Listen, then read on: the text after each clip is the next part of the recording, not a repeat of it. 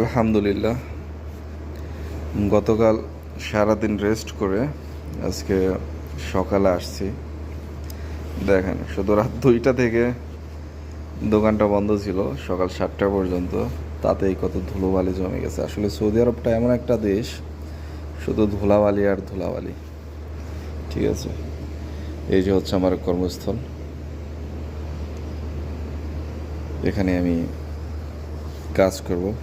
জানি না আসলে কতদিন পর্যন্ত আমি কাজ করতে পারবো। আল্লাহ তাআলা রিজিকে যে কয়দিন রেখেছে সে কয়দিন পর্যন্তই পারবো, এর বেশি আমি আশা করি না। যে কোনো সময় আল্লাহ তাআলার উপরেই আমি সন্তুষ্ট থাকার চেষ্টা করি সব সময়, এবং আল্লাহ তাআলার কাছে ধৈর্য এবং হালাল রিজিক সব সময় চাই আমি। আল্লাহ তাআলা এবং আমাকে সেটা দেনও, সেই জন্য আমি আল্লাহ তাআলার কাছে শুকরিয়া আদায় করি, আলহামদুলিল্লাহ।